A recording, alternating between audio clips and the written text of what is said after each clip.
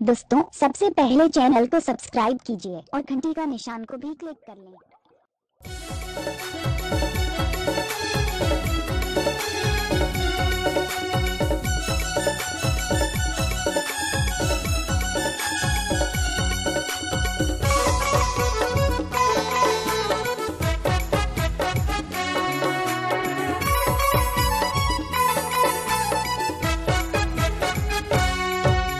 नाचना नाचना बाबा गा दुर्गा मैया के मंदिर माँ।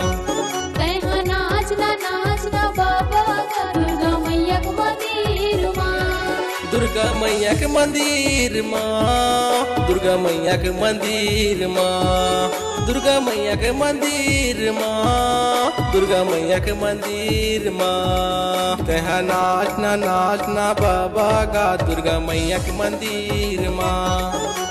नाचना नाचना बाबा गा दुर्गा मैया के मंदिर माँ।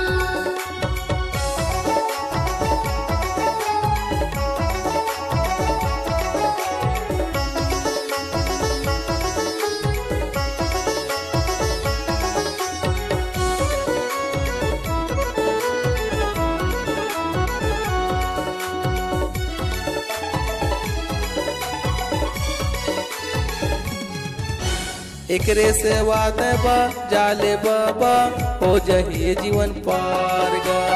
एकरे से वादबा जाले बाबा हो जही जीवन पार गा।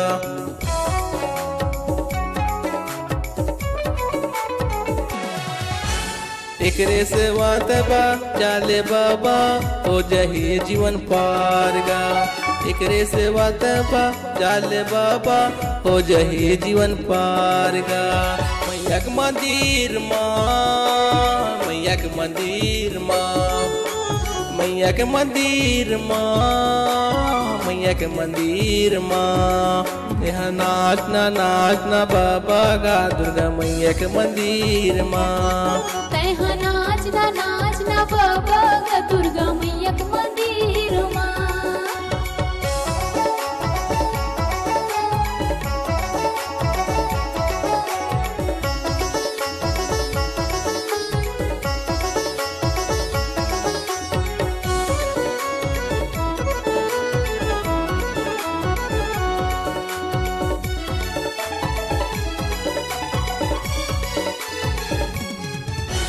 बगुआ में चढ़ के हरिया ही दुनिया ला दर्शन देखा ही ना। बगुआ में चढ़ के हरिया ही दुनिया ला दर्शन देखा ही ना।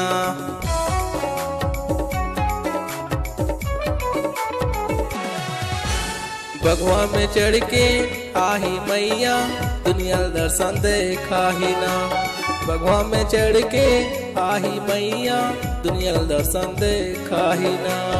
मैया के मंदिर माँ। दुर्गा के मंदिर माँ। मैया के मंदिर माँ। दुर्गा के मंदिर माँ। तहा नाचना नाचना बाबा गा दुर्गा मैया के मंदिर माँ। नाचना नाचना बाबा गा दुर्गा मैया के मंदिर माँ। तहा नाचना नाचना बाबा गा दुर्गा मैया के मंदिर माँ। नाचना नाचना बाबा गा दुर्गा मैया के मंदिर माँ। तहा नाचना नाचना बाबा गा दुर्गा मैया के मंदिर माँ। दुर्गा मैया के मंदिर माँ। दुर्गा मैया के मंदिर माँ। मोरदाई के मंदिर माँ। दुर्गा मैया के मंदिर माँ। ए सुका सेवा गिरला रोहित मराबी भैया का है। एकर पता है कंवरदा गंगानगर वार्ड नंबर 7। एकर मोबाइल नंबर है 88 27 04 33। जय दुर्गा।